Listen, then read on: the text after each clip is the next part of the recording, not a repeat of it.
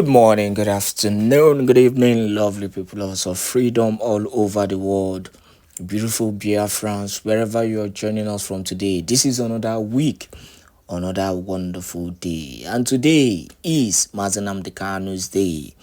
And then the funniest thing is the people of Biafra, or rather Biafrans, in the homeland have actually listen or hearken to the voice of the Prime Minister Simon Ekpa Njoku, who was actually, crowned yesterday. It was a great thing, and he thanked those who actually invited him and gave him that, that honor as the Prime Minister Simon Ekpa Njoku. Now, on the issue that I'm about to address is the issue of the sit at home. Remember that the governor of Anambra State, Charles Soludo, has actually been fighting against the sit at home. I'm surprised though, but let's leave that aside. Charles Soludo came out and did everything possible to fight against the sit at home. And Biafrans have done it again. In Anambra State, they've snubbed Charles Soludo. I'm going to drop the video of the update happening in Biafran land, the sit at home, how smooth it is going, both in Ebonyi State, both in Aba, both in Anambra State. Biafrans are obeying the sit at home. Biafrans are, expressing their voice, and they are making their voices clear by their actions. Action speaks louder. So they are making their voices, out, and they are making it known to the world that they are not part of this contraption called Nigeria. That will be the first video we'll be dropping. Then we'll go further into the brief live broadcast of the Prime Minister in October, where we extracted a particular excerpt, for Biafrans to remember what the Prime Minister Simon Ekpa Njoku said. It is a critical thing, and how he has been doing everything possible to make sure that freedom comes to the people, the lovers of freedom all over the world, so that they will be encouraged, to continue in their fight for struggle. Honestly speaking, we are seeing the light. Finally, we are seeing the light. In fact, funny enough, the light is no longer at the end of the tunnel. We are seeing the light, and that is the sweet part of this whole thing. Now, concluding with the last excerpt. Initially, I wanted to post it as a video, but I'm not going to post it as a video. I'm going to extract it as an audio because of some of the violent video that is embedded in this particular video. And this is about Agnes Kalamad, who made a critical review. A critical review is a United Nations reporter. Yeah, Agnes Kalamad is a United Nations reporter who made a review, a critical review, that has actually exposed the Nigerian government once again. We'll be hearing all this today. Then you will see that the Nigerian government will continue to be, a terror. And that is why the Biafran Republic government in SI, being headed by the Prime Minister Simon Ekpa Njoku, is fighting tooth and nail to defend its territory using the Biafran Defense Forces, the Biafran Liberation Army, so that the things that have been suffered by this terrorist army and the rest of them in other parts of Niger will not happen in Biafran land. On that note, we leave you to these clips and to this update happening in Biafran land. Enjoy, and do not forget to share this video to as many groups, to as many platforms as possible. As you do so, may God bless you and your family. Amen. 14th of October is a remarkable day. Mazinaka status in the south of the world is 160%. The going is going good. It's going good. Everywhere is cool and calm. You see, our people are willing to go. The market has shut down the evolution. Market women and men have shut down because they want American to release. And for that reason, we keep on embarking and we're going home. Freedom is ultimate. We are going home. Today mark a different day entirely in the eyes of the world. You can see this is slaughterhouse. This is slaughterhouse. And this is the market, major market. It is going. This is a horror, as they call it. You can see what is going on. Everywhere shut down. Shut down. In normal days, everywhere is populated. I can even cross with ordinary leg. People are jamming themselves everywhere. What you can see is as empty as anything. The power of freedom. Power of freedom is making wave on everywhere. Yeah, Simon and Biafra Republic government are doing a great thing. Thank be unto God for just one man doing a great thing because of the truthfulness in his mouth. God bless you, Prime Minister Simon Ekpa, the great guy, and your honorable cabinet doing great thing. We adore you, we welcome you, and we believe you so much. Thank you. When you're from the side, this global news reporting from the center of the world. Abba State precisely. The great God is doing great thing. Abba is distinguished on every side. We are doing wonderful thing. If we miss to side everywhere, it is global news we're talking. I'm speaking from center of the world. Abba State precisely. Keep all the fire burning. We are going home. December 2nd is very close to the door. Let everybody wake up for it. Tell your brother, wake up. Everybody wake up. We must defend our land and we'll continue to defend it. October 2024. And we are very close to our convention in Finland. The security of life and property of Biafra people will always be the most priority of the Biafra government. And we will continue to respond proactively in solving and resolving the issue of security, especially when our people and our land comes under serious threat. Nigeria as a failed state will continue to fail to protect those that call themselves Nigerian citizens. The call for Biafra self-determination through the secessionists of Biafra or through the secession of Biafra as Nigeria terrorist state fondly call it is deeply rooted in historical grievances, the economic grievances and economic disparity and socio-political marginalization, and now with the renewed Islamic Usman Danfodio expansionists. Our struggle has become a struggle for survival of the Biafra people. For many decades, Biafrans, both those who have agitated in the past, Biafrans, for many of these agitators have argued that for leaving Nigeria is not just about identity, but today it has become about the survival, progress, and justice.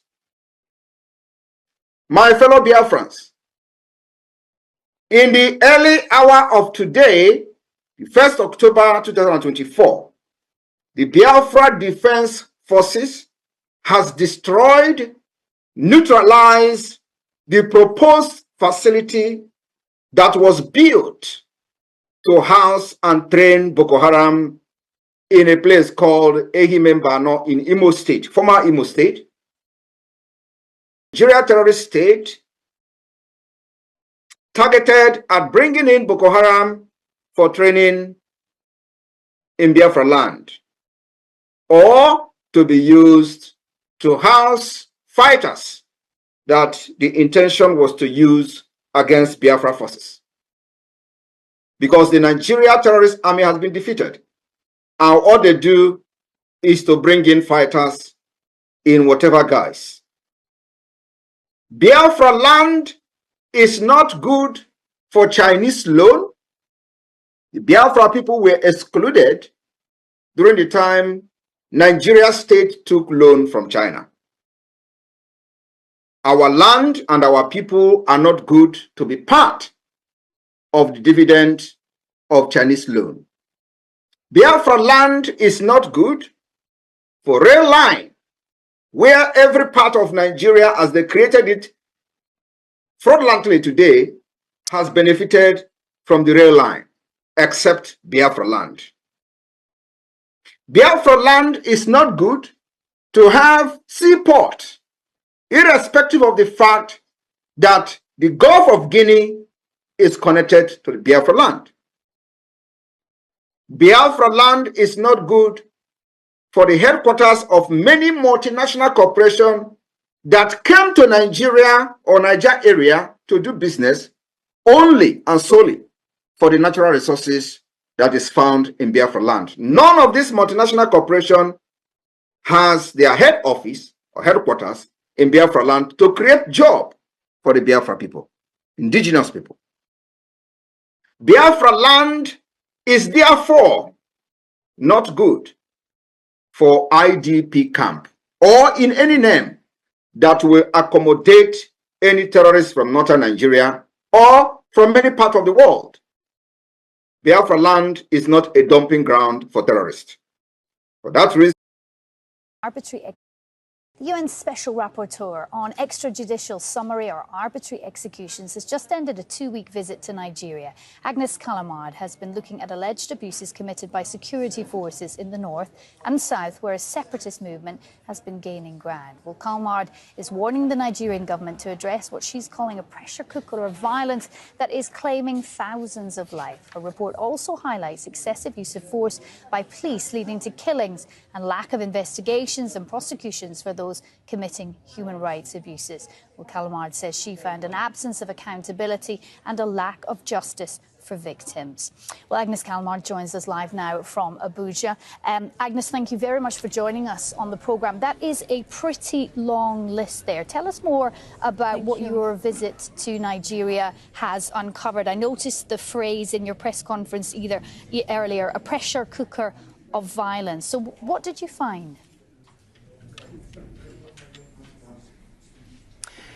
Well, I could not really use any other words than pressure cooker. I have found localized and countrywide patterns of violence that are simmering. And my main concerns with those localized and countrywide systems of violence is that they are now taking place in a context characterized by population explosion, by an increased number of people living in extreme poverty, by the proliferation of weapons coming from throughout the region of West Africa, and by the environmental degradations. So those external pressure applied on top of those ecosystems, eco-political systems of violence are ready to conflagrate, to explode in a way which I don't think we have yet completely understood. So my preliminary finding today was really to issue this warning both to the government and to the international community. There is in Nigeria a pressure cooker that, if it is unchecked, could have ripple effect throughout the regions. And now is a time to prioritize the rule of law and accountability for the people of Nigeria. Agnes, you used the word crisis and said in your press conference that, you don't want the government to pretend this is not a crisis. But how do they view the situation that you bring up in your report?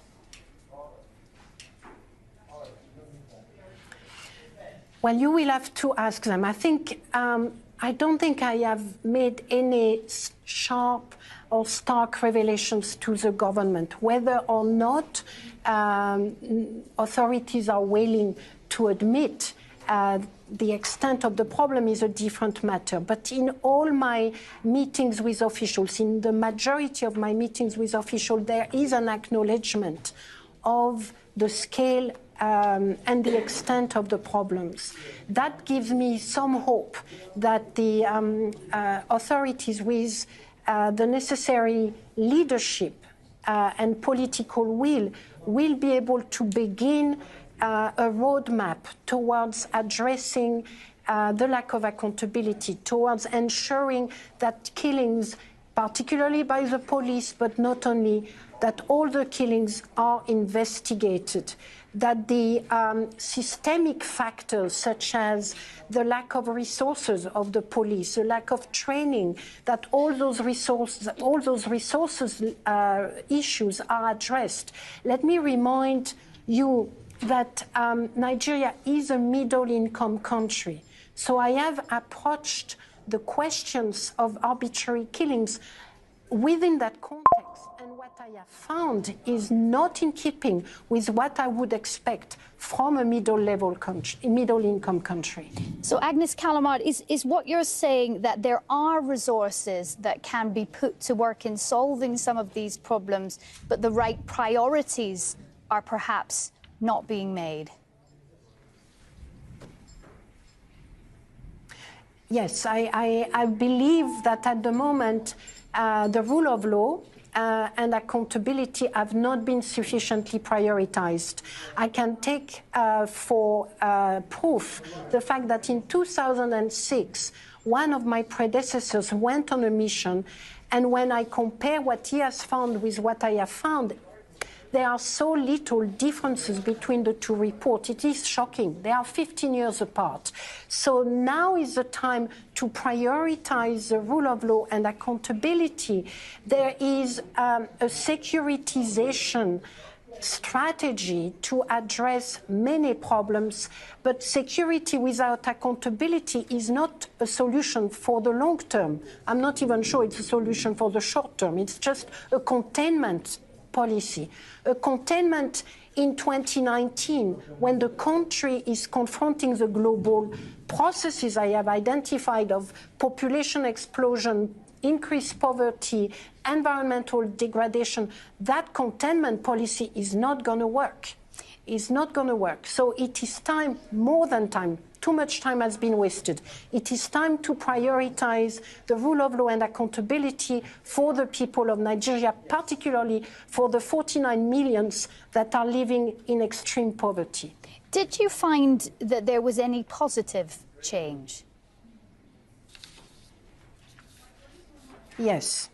Yes, I have found a few positive changes. Now, for instance, in the Northeast, you were mentioning the conflict against Boko Haram.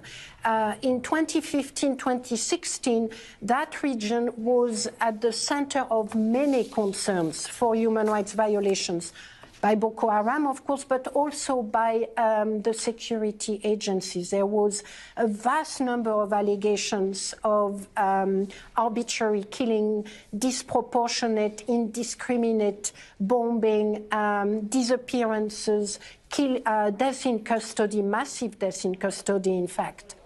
Now, those problems have not been investigated, and there is still not any accountability for those past violations.